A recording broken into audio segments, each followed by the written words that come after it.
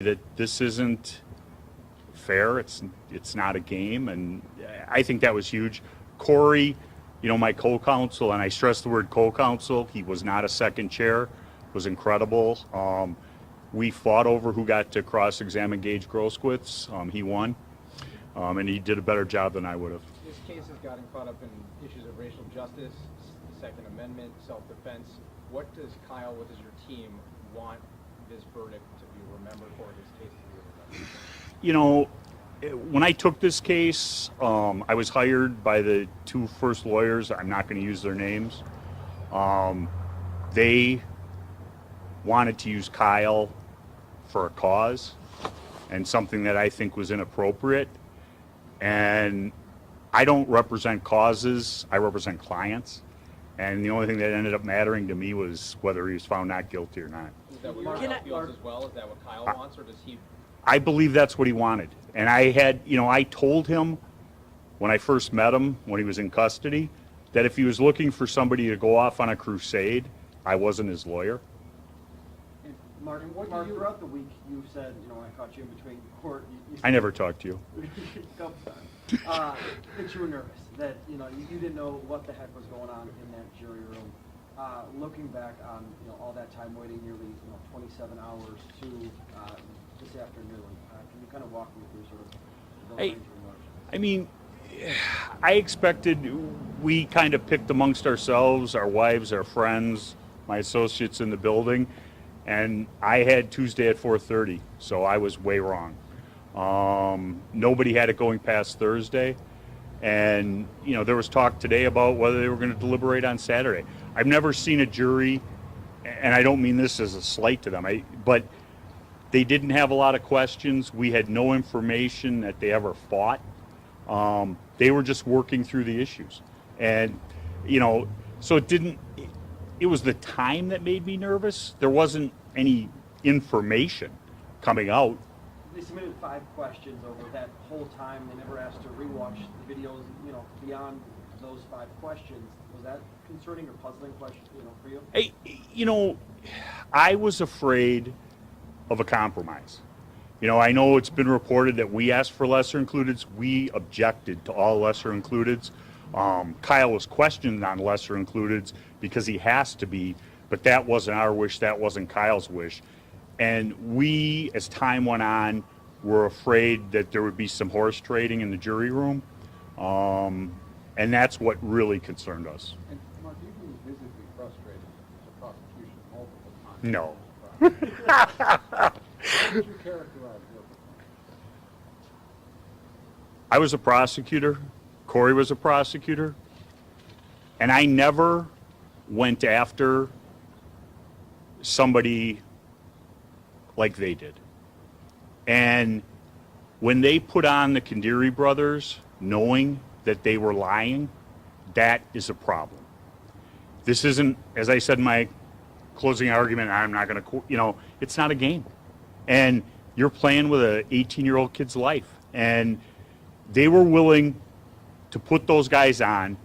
Detective Howard and Detective Antaramian had both interviewed them, and in their police reports said, we know you're lying.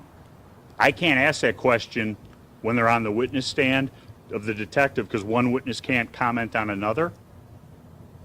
So they put them on, they knew they were lying, and that's garbage. And I'm thankful we're never going to have to litigate the issue regarding the drone video, but they kept saying we stipulated to it, we let it in. We agreed to let it in because we saw the quality we were given and the jury couldn't see anything. And then they're saying, well, his first lawyer had it because it was on Tucker Carlson. John Pierce never had that video. We've talked to Fox News. We've talked to Tucker Carlson's show. The video that was on Tucker Carlson's show started right when Rosenbaum threw the bag. It did not start with the part that they showed at the beginning. It's a huge difference. That's what they built their whole case on, with that garbage photo. And, maybe you don't expect everything in a trial, ever. And that program that they used and the expert from the crime lab specifically says on the company's blog artificial intelligence enhancements are not to be used for forensic evidence. And they did it. And our research after it, it would have been the subject of a huge motion.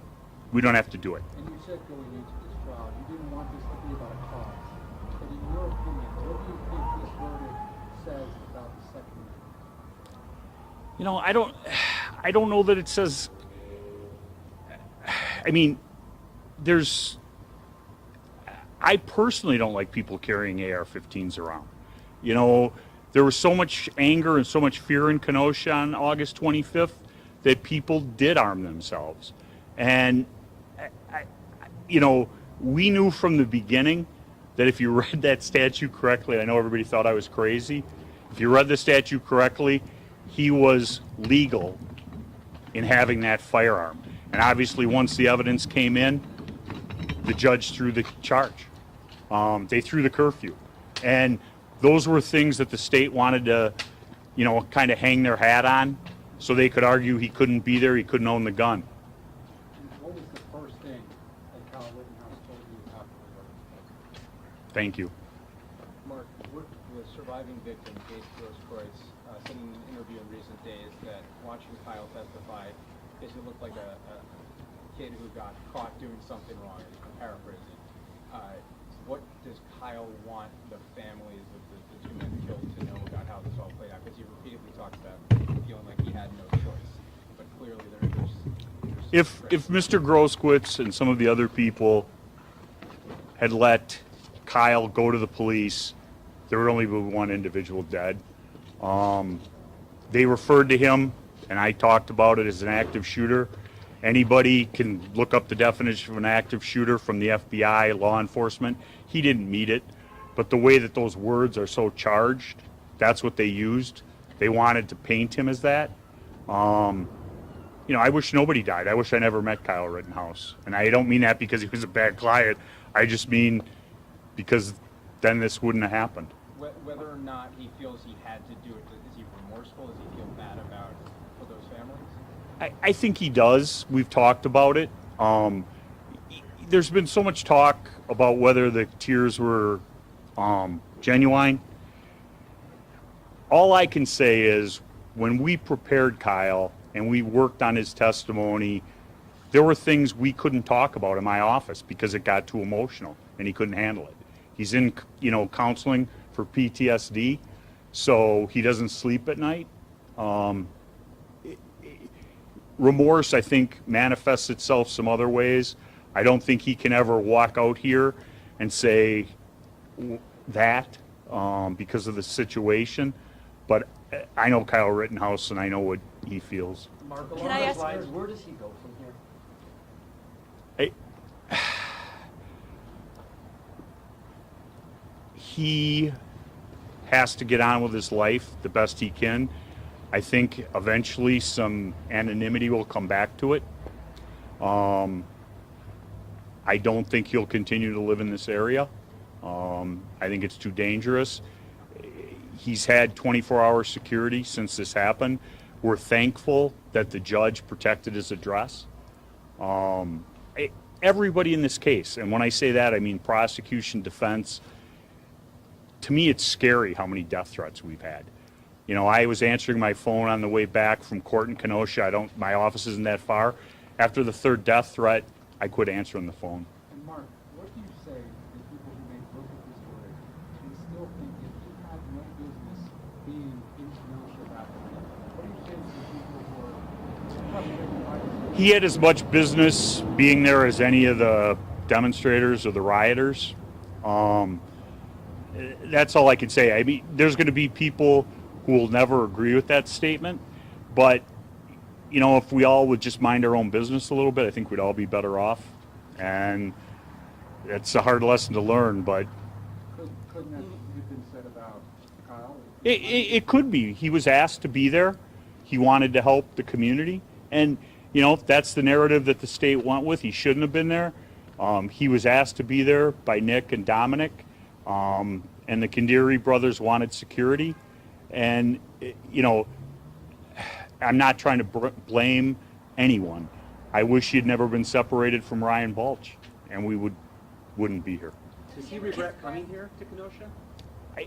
I don't believe he does. I mean, you know, if he had to do it all over again and you said same thing is going to happen and life is going to be put in a living hell for a year and you're going to not know if you're going to be a free man, he would say, I wouldn't go. But we can't undo time. Mark, the president was just asked about the verdict. He says, I stand by what the jury has to say. The jury system works. Your response? And I'm not laughing at President Biden. What I'm laughing at is a friend of mine who's a lawyer said, he goes, and him and I had done a big case together 7-8 years ago. And he said, do you think this Rittenhouse is going to be bigger than that case? And I said, you know, I do. And he said, why do you say that? And I said, I've never had a case, and I don't think I ever will, where within 2 days or 3 days of one another, you know, the president and the presidential candidate comment on it. And both of them had such different beliefs. President Biden said some things that I think are so incorrect and untrue. He's not a white supremacist. I'm glad that he at least respects the jury verdict. And if the government had any information regarding his cell phone or anything, that he'd been to any of those websites or been online doing that kind of stuff, it would have been introduced in evidence. It wasn't. We were the individuals who released his cell phone, which couldn't be cracked by the FBI because we had nothing to hide. For those of us that got here a little bit late, can you just kind of reiterate or go over his reaction immediately after? No, I'm not doing Represent reruns. him in any civil actions? What's that? Do you plan to represent him in civil actions? I'm a criminal defense attorney. I don't do civil stuff. You're a veteran criminal defense attorney. Talk about what's the one thing you learned, if you had to say the biggest takeaway from this case, what you learned.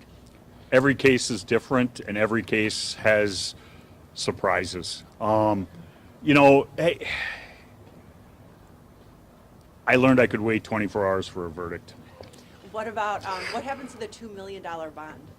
I suspect there will be a fight over that. You know, John Pierce is the person who posted the bond. All of that money was raised on behalf of Kyle. Lynn Wood and Fight Back say that they're entitled to it. There was, and when I'm using round numbers, but there was $500,000, I think, that came directly from Wendy Rittenhouse from money she had raised. So there's going to be a fight over that, and I'm just thankful that there will be a fight over that, because if he had lost, it wouldn't have mattered. I know Kyle had aspirations to be a first responder. Is that still He wants to be a nurse. still wants to be a nurse? What would you say your biggest takeaway is from this 25-plus hour jury deliberation? What do you think that says? I need to be more patient. Now that he has been acquitted, can you look back and point to a pivotal moment that was successful for you, that you think created this outcome? Getting rid of the first two lawyers. And, you know, that might be a smart alecky comment, but I mean that.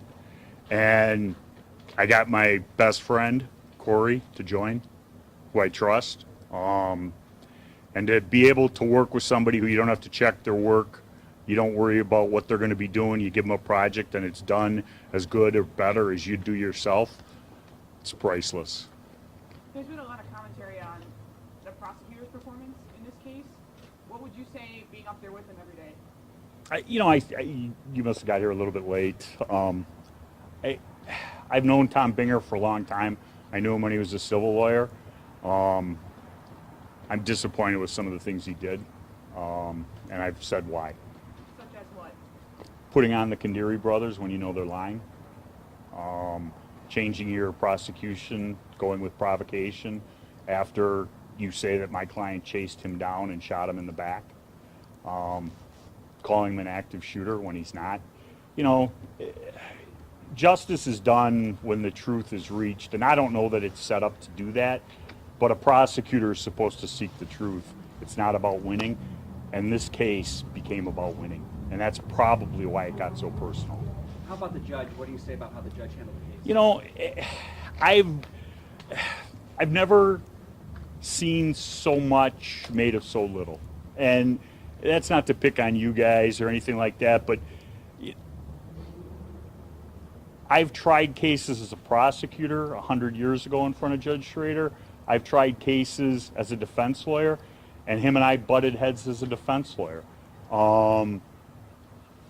Judge Schrader gives you a fair trial as a defendant. You don't want him to sentence your client, okay?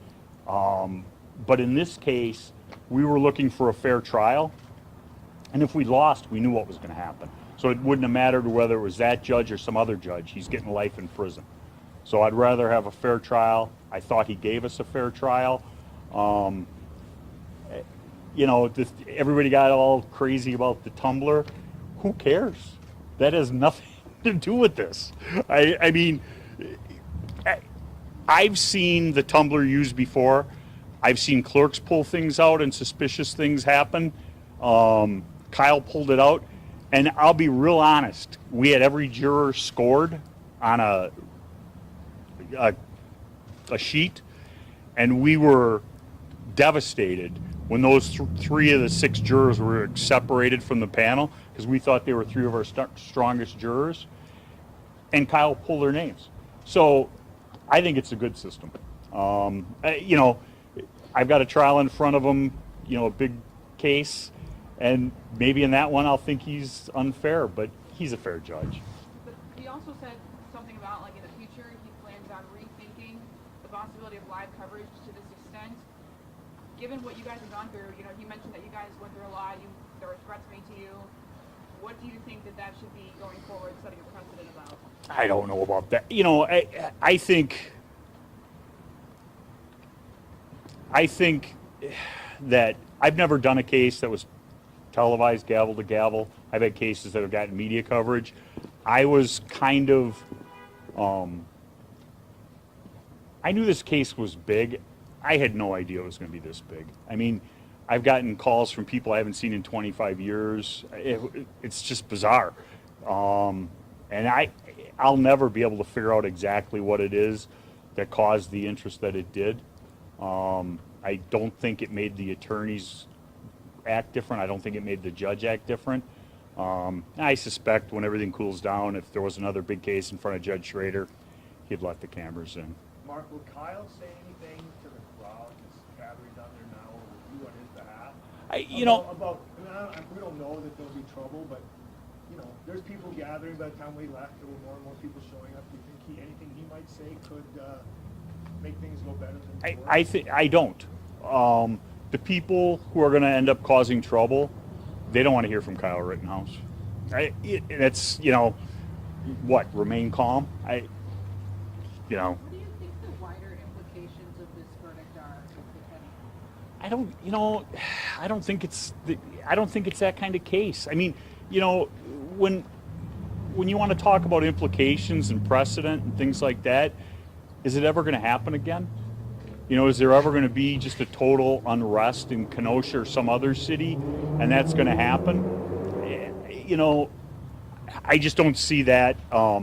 It was a case about self-defense, the right to protect oneself from, you know, Mr. Rosenbaum. Don't want to speak ill of the dead, but he wasn't a nice person, and everybody knows why. And a lot of that didn't come in front of the jury. So I don't know that there's any broader implications. I don't want to make it bigger than it is. A couple politicians in Wisconsin used the word vigilante to refer to your client since the verdict came down. How do you react to that? Maybe they should have watched the trial. Yeah.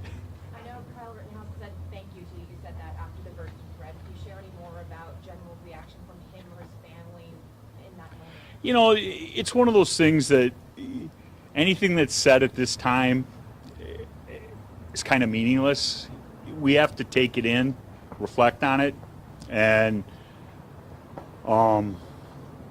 you know, what's he thanking me for? And I don't mean that it's insincere, but it takes a while to process what happened today.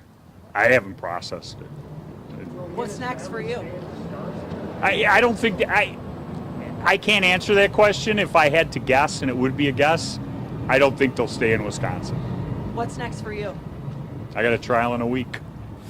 I'm going to take a couple of days off and go to the Badger game tomorrow, which I've missed. Jump around? hopefully. I've missed a couple of Badger games because of this trial, and I'm very much, we were afraid we weren't going to get to go because they were going to have them deliberate on Saturday, and I want to see them beat Nebraska. Do you have any sense that they agreed to those verdicts much earlier, but maybe just took some extra time to at least leave the impression they really thought through it, and it wasn't a quick, sudden decision? I don't believe that. Yeah, I don't believe that. I mean, there was the questions, and I think I said this to some people yesterday when they asked to call off at 4 o'clock.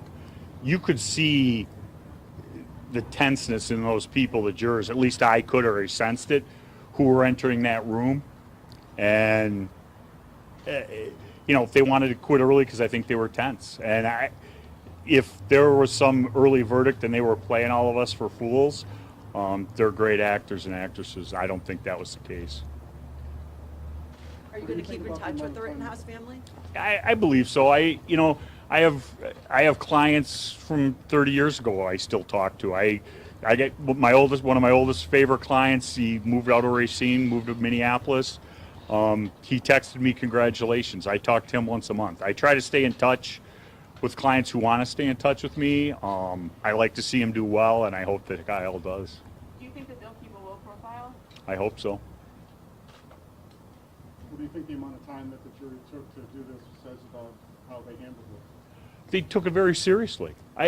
As I said, it's the longest jury I've ever had out. Wow. Can I go home? Go home. Anything else we haven't asked you? Mark, do you think he'll ever talk? Probably. I'm not in charge of his media. I don't have anything to do with that. Yep. Thanks, Mark. Yep.